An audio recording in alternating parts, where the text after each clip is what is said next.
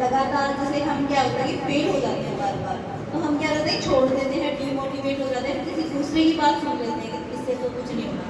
तो यही करती रहता है, या फिर वो तो यही करते रहते हैं। तो ये चीज़ें ना तो इग्नोर नहीं करनी है ज़िंदगी में, क्योंकि सबको काम होता है खेबो,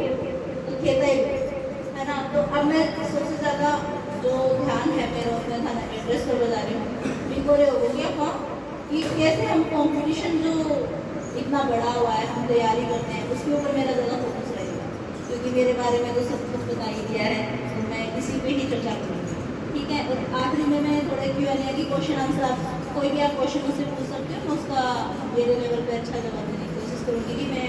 आपको बता सकूँ कि इस प्रॉब्लम से कैसे निकला जाए, ठीक है। क्योंकि स्टूडेंट्स होते हैं, उनकी प्रॉब्लम से सभी की यूनिक प्रॉब्लम होती है, मुझे याद नहीं हो रहा है, मैं तो भूल जाता हूँ, मैं तो पेपर को देख के चक्कर आ जाते हैं, तो ये सारी चीज़ें है ना, इन सभी के बारे में बात करेंगे, ठीक है।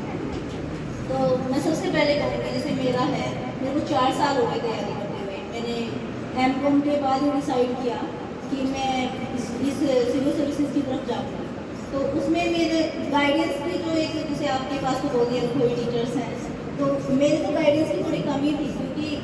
जैसे हमारे यहाँ पर क्या होता है कि जैसे टीचर्स का ना थोड़ा बच्चों के साथ ना इंटरेक्शन बढ़ जाता है, पर जब हम बड़े शहरों में जाते हैं तो बच्चों का टीचर्स के साथ इतना ज़्यादा इंटरेक्शन नहीं हो पाता, तो बच्चे खुद से भी तैयारी के ऊपर अपने आप में ध्यान देना पड़ता है, ठीक है। तो इसके लिए आपको खुद से भी अपने आप में कॉन्फिडेंस रखना पड़ेगा कि हम तैयारी कर सकते हैं। तो जैसे 4 साल का ये सफ़र रहा है, तो मैंने हर बार अपनी एक गलती, हर बार एक अटैम्प्ट में एक गलती की है, हर एक अटैम्प्ट में उस गलती से सीखा है। तो मैं कहूँगी कि जब भी आप असफल हो तो निराश ना हो, क्योंकि फेलियर है, फर्स्ट अटैम्प्ट इन लर्निंग, जैसे अब्दुल कलाम जी कहते थे, तो इन सब चीज़ों को हमें ध्यान में रखना है। तो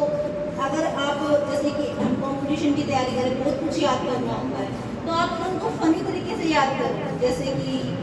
मैं अपना एग्जांपल देती हूँ कि जैसे कि मुझे कैस्पियन सी है, उसके आसपास की कंट्रीज को टच करते, उसकी बाउंड्री को टच करते हुए जो देश है उनका नाम याद रखना है। तो मैं कैसे याद करती थी, रशिया का तो ईरानी भाई,